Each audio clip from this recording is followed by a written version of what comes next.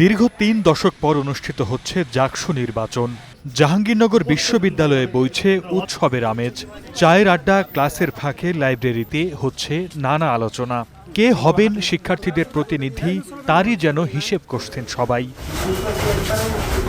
১১ September ভোটের দিন সামনে রেখে চলছে নানা আয়োজন। তফসিল অনুযায়ী সোমবার সকাল 10টা থেকে শুরু হয় জাকসু ও হল সংসদ নির্বাচনের মনোনয়নপত্র বিতরণ কার্যক্রম। তবে বিশ্ববিদ্যালয়ের বৈধ শিক্ষার্থী হওয়া সত্ত্বেও চূড়ান্ত ভোটার তালিকা থেকে অনেকের নাম বাদ পড়ায় সৃষ্টি হয় বিড়ম্বনা, যে কারণে দুপুর পর্যন্ত মনোনয়নপত্র সংগ্রহ করেন মাত্র 5 জন শিক্ষার্থী।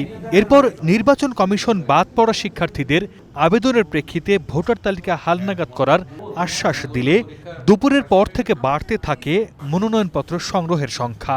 যেহেতু আমাদের ক্যাম্পাসে অটোমেশনও নেই, তো এক ভবন থেকে আরেক ভবনে ছোটাছুটি করে ব্যাপারটা সত্যিই আজ সারাদিনটা লেগে গেল। তো নিঃসন্দেহে এই জিনিসটা আমাদের জন্য বেশ ভোগান্তির হয়েছে। মাস্টার্স অধ্যয়নরত আছে, তাদের নামও এরকম আসেনি। আমি বলবো যে এটা আসলে প্রশাসনের গাফলতি ছিল, যার জন্য আমাদের এখন দৌড়াদৌড়ি করতে হচ্ছে। সাধারণ ভোটাররা এবং প্রার্থী যারা আছে তাদের একটা আবেদনের প্রেক্ষিতে আমরা কমপক্ষে নির্বাচন কমিশনের কাছে একটি অ্যাপ্লিকেশন করেছি। শিক্ষার্থীদের পক্ষ থেকে মনে হয়েছে এই সময়টা আরেকটু বর্ধিত করলে হয়তো শিক্ষার্থীদের জন্য একটু সুবিধা হতো। প্রথম দিনে কেন্দ্রীয় সংসদ নির্বাচনে 46 জন ও হল সংসদে 86 জন মনোনয়নপত্র সংগ্রহ করেছেন। তবে এদের মধ্যে কোনো প্রার্থী জমা দেননি মনোনয়নপত্র। সংশ্লিষ্ট হলের রিটার্নিং অফিসার গণের কাছ থেকে 86টি মনোনয়নপত্র গ্রহণ করেছেন। আমরা আশা করছি আগামীকালকে আরও, যেহেতু সময় আছে, আমরা মনোনয়নপত্র আরও আমাদের শিক্ষার্থীরা এই নির্বাচনে, জাকসু নির্বাচন, কেন্দ্রীয় শিক্ষার্থী সংসদ নির্বাচন এবং হল ইউনিয়ন নির্বাচনের জন্য গ্রহণ করবেন। এদিকে সুষ্ঠু পরিবেশে জাকসু নির্বাচন অনুষ্ঠানে ছাত্রত্ব শেষ হওয়া শিক্ষার্থীদের হল ছেড়ে যাওয়ার নির্দেশনা দেয়া হলেও বেশিরভাগ শিক্ষার্থী এখনও হলে রয়ে গেছেন, যা নিয়ে আপত্তি জানিয়েছেন বর্তমান শিক্ষার্থীরা।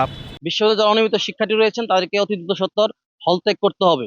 কিন্তু আমরা দেখতে পাচ্ছি বিশ্ববিদ্যালয় প্রশাসন এখন পর্যন্ত কিন্তু অনিয়মিত শিক্ষার্থীদের হল ত্যাগ করাতে পারেননি। জাকসু বানচালের একটা পায়তারা হতে পারে, সেই জায়গা থেকে আমাদের মনে হয় যদি হলে অছাত্ররা থাকে এবং তাদেরকে সিট থেকে সরানোর নির্দেশ এসে থাকে আচরণবিধি অনুযায়ী, তবে তাদের সরে যাওয়া উচিত বা তাদেরকে সরায় ফেলা উচিত।